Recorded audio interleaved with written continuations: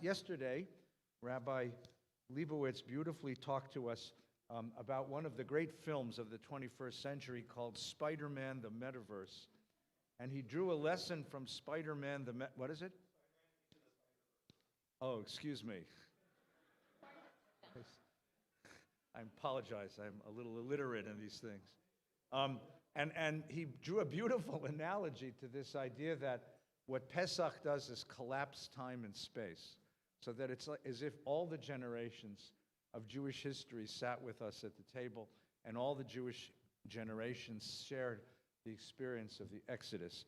In my family, we are classicists. We don't go with Spider-Man movies. The movie, in keeping with his tradition of invoking cinematic midrash, the movie that captivates my family at Pesach time is called The Matrix. The Matrix is a science fiction movie of middling quality about 20 years ago. And there's one particular scene in that movie which is iconic. There's a character played by Keanu Reeves, great American actor, with some nuance, by the way. And he is a schlepper, computer programmer, game maker, actually. And he lives a kind of schleppy, mediocre life. And a strange character comes into his life, a man named Morpheus, and says to him this: the life you are living, in the world you are living, is an illusion. Do you want to know the truth of your existence? But I'll warn you, that the truth of your existence is not pleasant. In fact, it's rather miserable. You have a choice.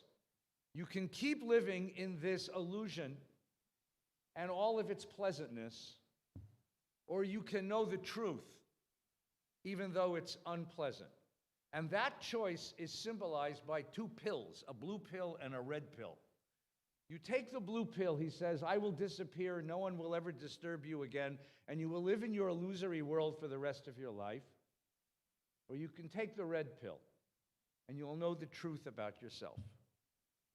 And that's such an interesting question. If you know a little bit of philosophy, of social philosophy, that's a question that goes through the history of Western philosophy. Plato, the great philosopher in the Republic, talks about the power of the philosopher king to tell somebody called golden lies. He tells the people certain things knowing they're untrue, but because people need to have a sense of security in the conditions that they live, you tell them these lies and they allow people to live their lives out without having to know the full and complete and horrifying truth of what it means to be a human being. We tell little kids this all the time. We tell them things that we know are not true, but we tell them that because we want them to be safe.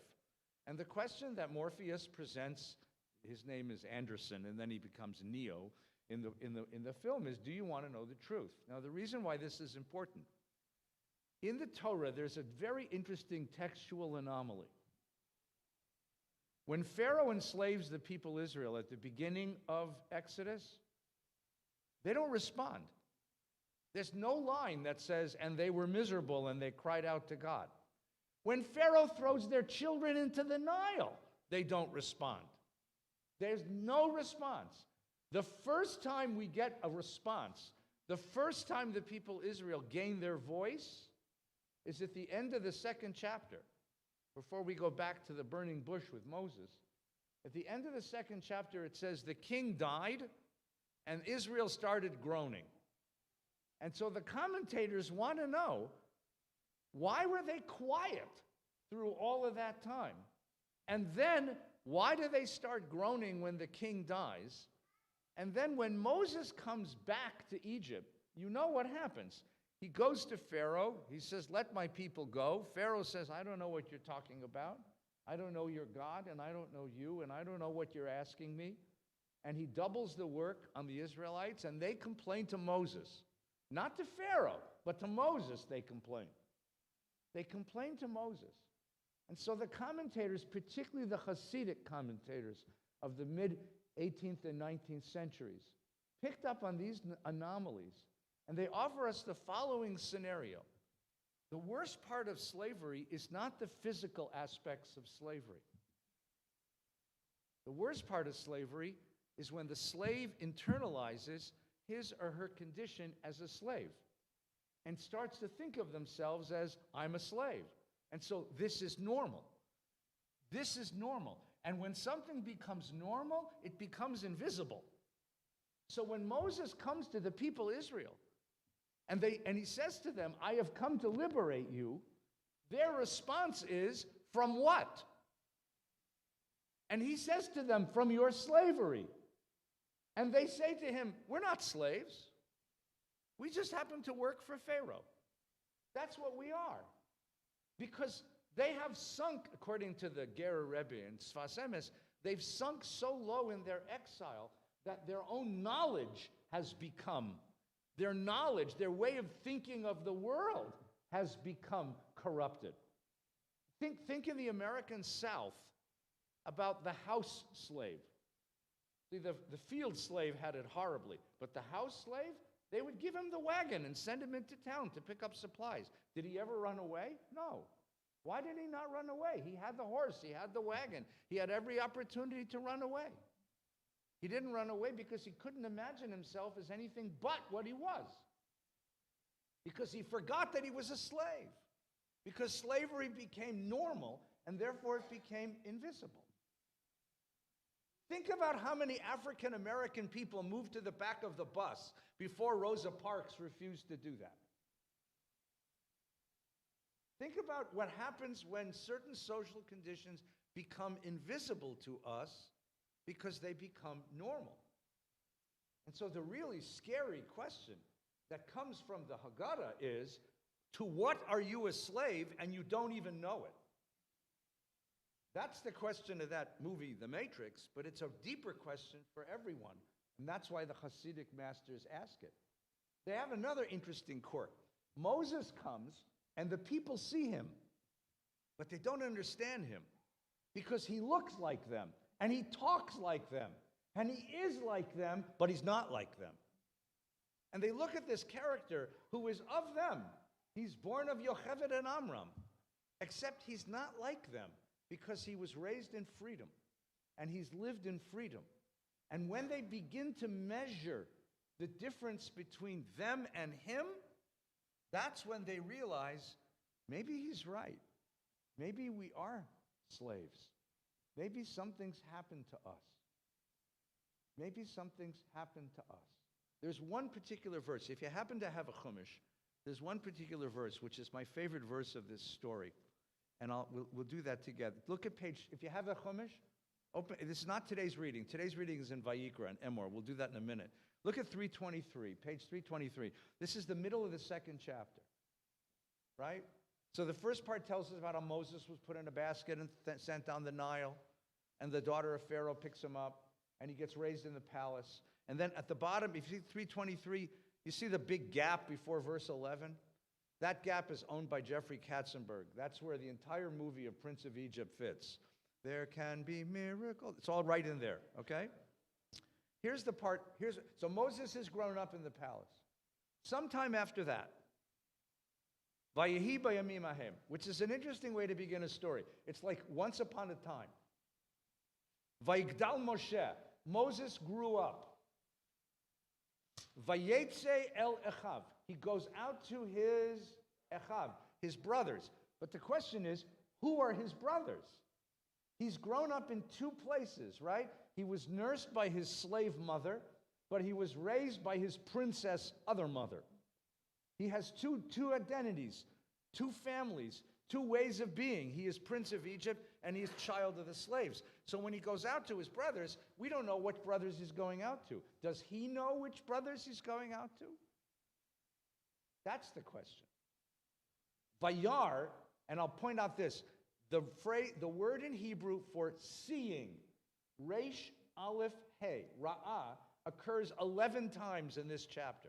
This is about what you see, what you can see and what you can't see, what culture has conditioned you not to see. Vayar besivlotam. Now here's another really clever way of writing it, because the word sivlotam can mean two things. It can either mean their burden, their suffering, or it can mean their labor. It can mean either thing. So if you imagine Moses at this point, a prince of Egypt, standing on the portico of the palace, looking over at thousands of slaves building the monuments of Pharaoh, what do you see? A bigger Egypt rising up from the desert. But if there's an inkling, a spark of Moses' affiliation with the people Israel, what does he see? He sees 1,000 individual human beings being destroyed. We don't know yet what he sees. And part of that is on purpose, because you can't see mass phenomenon.